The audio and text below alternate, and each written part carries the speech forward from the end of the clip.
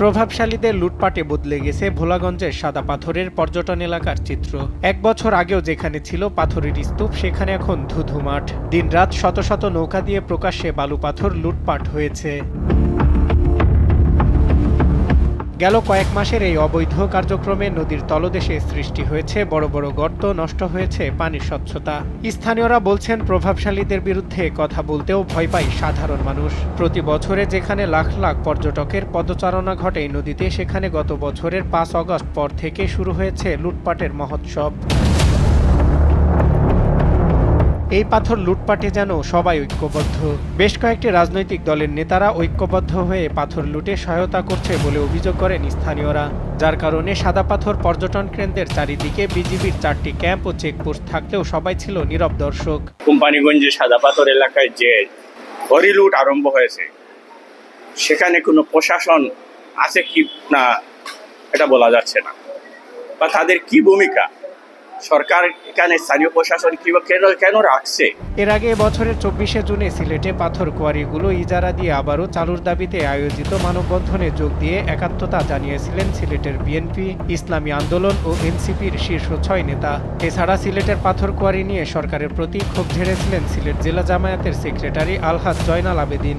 পাথর আমাদের জন্মগত অধিকার, এটা উত্তোলনের সুযোগ নয়, এটা আমার অধিকার দিতে হবে। পরিবেশের দোয়াই দিয়ে কোয়ারি বন্ধ রাখার কোনো সুযোগ নাই। পাথর তোলার সুযোগ চেয়ে দাবি জানান ইসলামী আন্দোলনের শীর্ষ নেতা। ১০ মাস আগে সৈয়দ মোহাম্মদ ফয়জুল করিম শায়েক চরমনায় পাথর ব্যবসায়ী, মালিক সমিতি ও শ্রমিক প্রতিনিধিদের মতবিনিময় পাথর উত্তোলনের জোর দাবি জানিয়ে সংবাদ সম্মেলন করেন। আর আমাদের নদীর থেকে পাথর তুলে পরিবেশ নষ্ট হবে কেন? বরং পাথর না তোলার কারণে পরিবেশ নষ্ট হয়ে গেছে। পরিবেশের দোহাই দিয়ে আমাদের সম্পত্তিকে যারা বাধা দিবে এবং যারা আমাদেরকে ডুবিয়ে এবং চুবিয়ে মারার চেষ্টা করবে, এটা আমরা কোনো অবস্থাতে মানতে পারি না। আমি অন্তর্বর্তী সরকারকে বলবো, আপনি অচিরেই পাথর তোলার অনুমতি প্রদান করুন। আর যদি আপনি অনুমতি প্রদান না করেন তাহলে আমি মনে করব আপনিও ভারতের চাপে নতি স্বীকার করেছেন। প্রভাবশালীদের দাপটের কাছে হার মানেন বন ও পরিবেশ উপদেষ্টা সৈয়দ রেজওয়ানা হাসান। এক পর্যায়ে একাধিকবার অসহায়ত্ব প্রকাশ করেছেন তিনি। সিলেটের নান্দনিক আবেদন আছে, নৈসর্গিক আবেদন আছে, এইরকম জায়গাগুলোকে আমরা আর পাথর তোলার জন্য ইজারা দেব না, ১ নম্বর। ২ হচ্ছে অবৈধভাবে যে পাথর উত্তোলন হয় সেটা বন্ধের জন্য নিশ্চয়ই জ্বালানি মন্ত্রণালয় থেকে উপদেষ্টা মহোদয় বলবেন। পাথর খেকোদের বিরুদ্ধে স্থানীয়রা প্রতিবাদ করলেও প্রশাসনের নীরব ভূমিকা থাকার কারণে মিলছে না কোনো প্রতিকার। যদিও বিষয়টি নিয়ে তোলপাড় হওয়ার পর নড়ে চড়ে বসেছে প্রশাসন। জেলা প্রশাসনের পক্ষ থেকে আমরা প্রতিদিনই মোবাইল কোর্ট করতেছি।